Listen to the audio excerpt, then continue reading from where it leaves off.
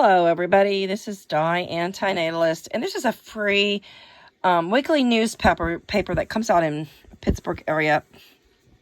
And this is the most recent one, and I love reading it. It has a lot of details about new city restaurants. It has concerts. It has a variety of things. It has advertisements. It's a really good read. And it has local happenings. It talks about the different neighborhoods in Pittsburgh. But when I opened this page, I was really horrified to read something like this. This reminds me of something from 1975. This guy must be in a fantasy world. Who wants to live forever? So this fellow here is a Shadyside, Pittsburgh native, or that's where he's from, and he's written this book. It's called Immortality and Company, Renegade Science, Silicon Valley Billions, and the Quest to Live Forever. Now, what if there was a way, if not to wipe out death completely, to at least delay the inevitable? To not only make possible lives that extend beyond the current U.S. lifespan of almost 79 years, but to make those lives worth living. Okay. Really, I have no interest in reading his book, and I won't be reading his book. This is basically all I need to know from the fellow. He found it through compelling characters who are intent on cracking the mystery of aging. The economic stresses of prolonged human life, too, are debated, but mostly dismissed in his book. Well, that is a huge factor. If we are going to live past, 80 or 90, who's going to take care of us? And who's going to take care of us well? You certainly can't depend on your children. And if your children are going to take care of you and you're 90 years old, they're probably going to be 70, and they're probably going to be ailing themselves. But they certainly don't want to take care of you. They have lives to lead. There's just so many factors in restricting the years that we live, not prolonging them. For one, we're going to lose family around us. And even if we strive to live to 85 or 90 or 100, that doesn't mean everybody is going to make it to that age. There's always heart disease, cancer, strokes, and there's many disabilities that are going to wipe people out before then. So even if we do extend the lifetime for many people, that's never going to include a large amount of the human race.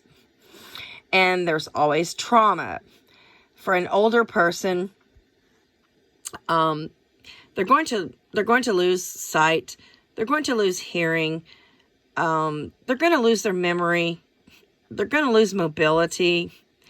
So even if we live to a certain age, we are going to live with problems and dilemmas and aches and pains and limitations. Let me tell you. And down here at the bottom, let's see.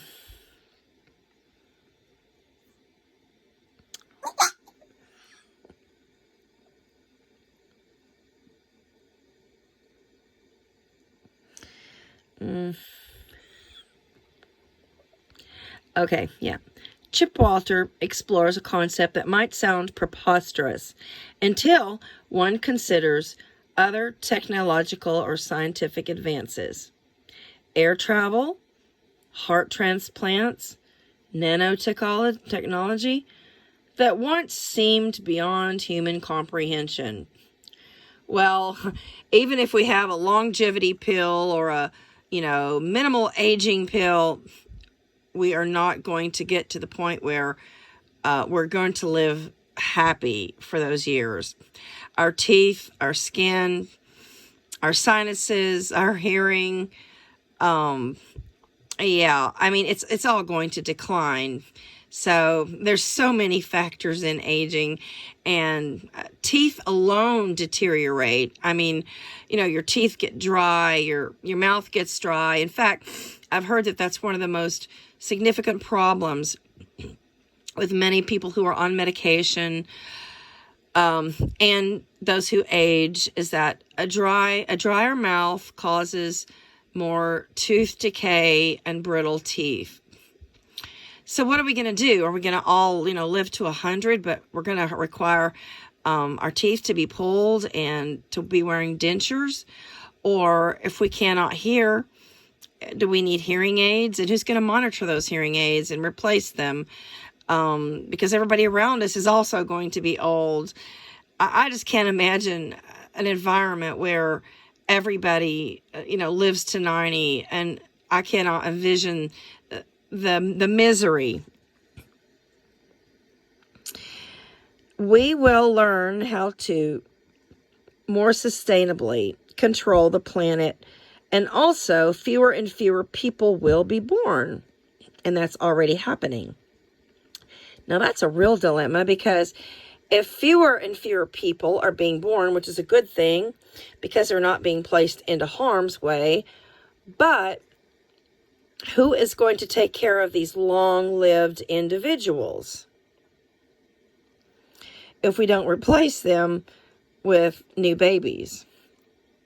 While some may scoff at the idea that life can be prolonged beyond its perceived limits, there's evidence that humanity has only just begun to explore its limitations. The proof, or at least the plausibility, of longer lives can be found in the animal kingdom. Walter cites numerous examples of longevity in nature, including bowhead whales that can live more than 200 years in the icy depths of the Arctic Ocean. Given the average lifespan was less than 50 at the turn of the 20th century, why shouldn't we live longer? Well, the fact that we do live longer means that we are dealing with cancer, heart disease, tooth loss, dry skin, dry mouths, blood pressure problems. So life gets very complicated after 50. And I noticed a huge decline in my health, my skin, just overall wellness at age 55. And I feel considerably older at 58 than I did at 55. So every, 3 years or 5 years after 50 is significant amounts of aging and decline. Now, when he talks about the bowhead whales that can live more than 200 years, they are also sustainable in the ocean. They have food at their disposal.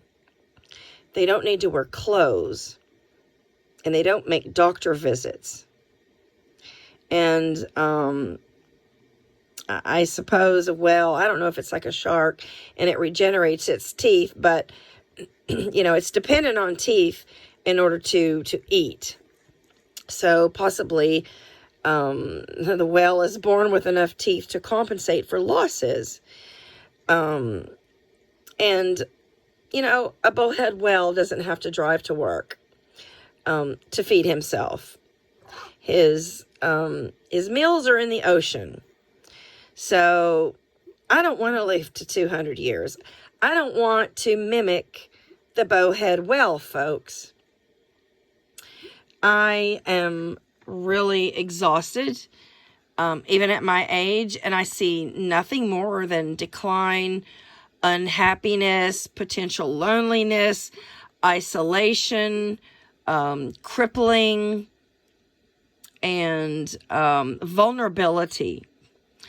I've noticed after 55 that there's a considerable amount of vulnerability to be considered, and other people my age and certainly older are discovering and living those same dilemmas. And one of them is fear of falling. So, yeah, that seems to be a geriatric issue, but I am so much more careful going downstairs and climbing upstairs. It's no longer that I can just, take them for granted and, whisk myself up and down without holding on to the banisters. There's just a certain amount of fragileness to getting older, and your hips, your knees, your arms, your joints, your hearing, your eyesight, it is all affected.